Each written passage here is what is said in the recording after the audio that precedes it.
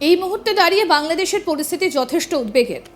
সেখানে একদিকে যেমন চলছে ধর্ম পরিবর্তন, হিন্দুদের ওপর অত্যাচার, বাড়ি ভাঙচুর, ঠিক তেমনি শেখ হাসিনা সরকারের পতনের পর থেকে সেখানে আওয়ামী লীগের সদস্যদের ওপর লাগাতার অত্যাচার বেড়েই চলেছে। এবার ঢাকার সাভারে জাতীয় স্মৃতিসৌধে শ্রদ্ধা জানাতে গিয়েছিলেন আওয়ামী লীগের ৮ নেতাকর্মী।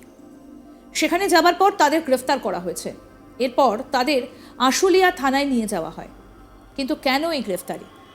পুলিশের তরফে জানানো হয়েছে ওই ৮ নেতাকর্মী নাকি সন্ত্রাসের প্ল্যানিংয়ে স্মৃতিসৌধে গিয়েছিলেন, তাই তাদের নাশকতার উদ্দেশ্য বানচাল করতেই তাদেরকে গ্রেফতার করা হয়েছে।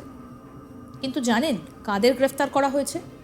যারা গ্রেফতার হয়েছেন তারা হলেন আওয়ামী লীগের সাবেক সাধারণ সম্পাদক এবং ঢাকা জেলা পরিষদের তৎকালীন চেয়ারম্যান মাহবুবুর রহমান, তার মেয়ে মহিমা রহমান, আশুলিয়ার পলাশবাড়ি এলাকার মিল্টন সূত্রধর, টাঙ্গাইলের নাগরপুরের তাইজুল ইসলাম, রংপুরের সাইফুল ইসলাম ওরফে সিহাব, নওগাঁর সেলিম হোসেন, গোপালগঞ্জের মোহাম্মদ রানা এবং ঢাকার দোহারের সালাউদ্দিন। পুলিশ জানিয়েছে ধৃতরা সবাই আওয়ামী লীগ দলটির সঙ্গে অ্যাক্টিভভাবে যুক্ত রয়েছেন। তাদের বাড়ি আলাদা আলাদা জায়গাতে হলেও তারা সবাই সাভারের কাছাকাছি। এক প্রত্যক্ষদর্শী জানান আওয়ামী লীগের সাধারণ সম্পাদক সহ কয়েকজন জাতীয় স্মৃতিসৌধে মুক্তিযুদ্ধের বীর শহীদদের প্রতি শ্রদ্ধা জানাতে আসেন। তারা সবাই স্মৃতিসৌধ চত্বরের মূল বেদির কিছুটা দূরেই ছিলেন। বিষয়টা জানতে পেরে পুলিশ এসে ওই ৮ জনকে আশুলিয়া থানায় নিয়ে যায়। পুলিশ আরও জানায় নাশকতার উদ্দেশ্যে আওয়ামী লীগের নেতাকর্মীরা স্মৃতিসৌধ চত্বরে জড়ো হয়েছিলেন। সেখান থেকে ৮ জনকে গ্রেফতার করা হয়েছে। তাদের বিরুদ্ধে একাধিক মামলা রয়েছে।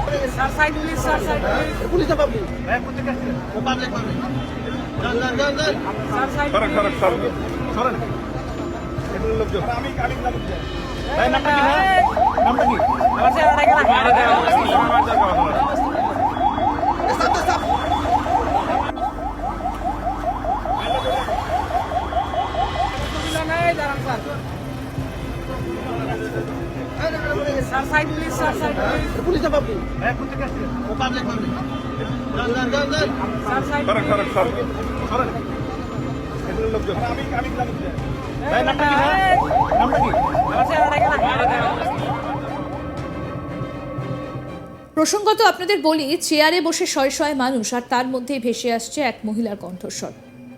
গলাটা শুনলে মনে করুন খুব করুণ, আর তার কথাই সকলে একেবারে মনোযোগ দিয়ে শুনছেন।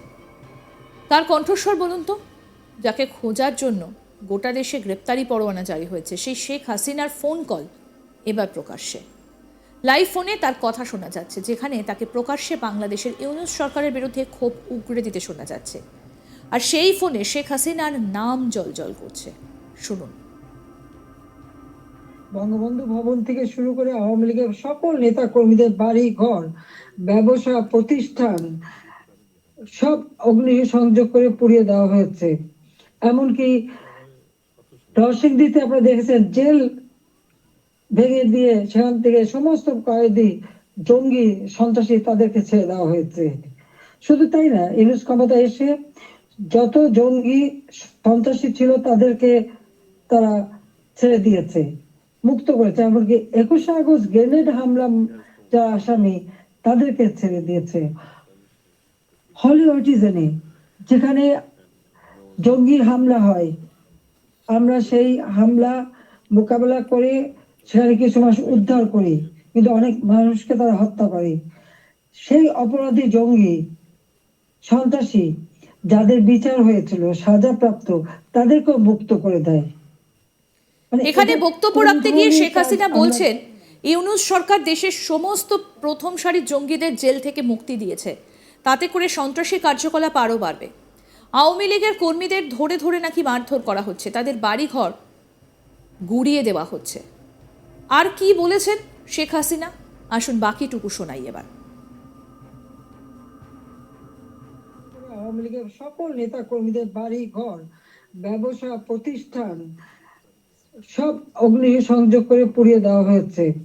এমনকি নরসিংদীতে আপনারা দেখেছেন জেল ভেঙে দিয়ে সেখান থেকে সমস্ত কয়েদি, জঙ্গি, সন্ত্রাসী তাদেরকে ছেড়ে দেওয়া হয়েছে। শুধু তাই না, ইউনূস ক্ষমতা এসে যত জঙ্গি সন্ত্রাসী ছিল তাদেরকে তারা ছেড়ে দিয়েছে, মুক্ত করেছে। এমনকি 21শে আগস্ট গ্রেনেড হামলা যারা আসামি তাদেরকে ছেড়ে দিয়েছে। হলি অর্টিজেনে যেখানে জঙ্গি হামলা হয়, আমরা সেই হামলা মোকাবেলা করে সেখানে কিছু মানুষ উদ্ধার করি, কিন্তু অনেক মানুষকে তারা হত্যা করে।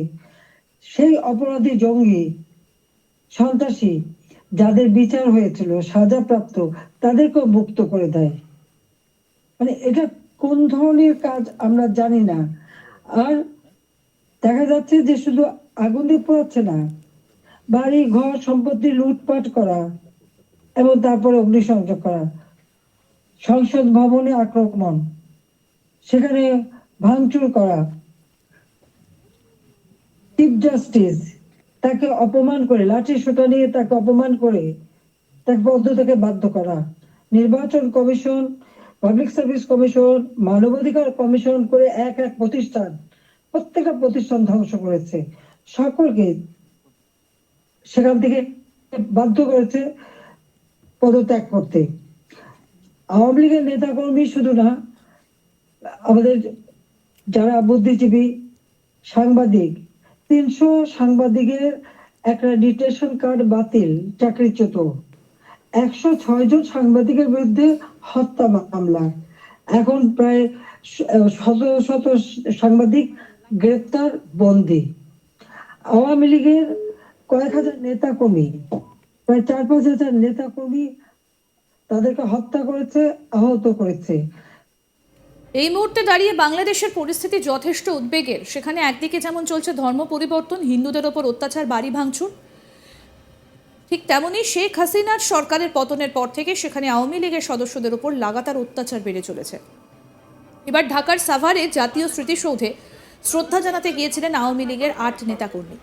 সেখানে যাবার পর তাদের গ্রেফতার করা হয়। এরপর তাদের আশুলিয়া থানায় নিয়ে যাওয়া হয়। কিন্তু কেন এই গ্রেফতারি? পুলিশের তরফে জানানো হয়েছে ওই 8 নেতাকর্মী নাকি সন্ত্রাসের প্ল্যানিংয়ে স্মৃতিসৌধে গিয়েছিলেন, তাই তাদের নাশকতার উদ্দেশ্য বানচাল করতেই তাদের গ্রেফতার করা হয়েছে। যাদের গ্রেফতার করা হয়েছে তারা হলেন আওয়ামী লীগের সাবেক সাধারণ সম্পাদক এবং ঢাকা জেলা পরিষদের তৎকালীন চেয়ারম্যান মাহবুবুর রহমান।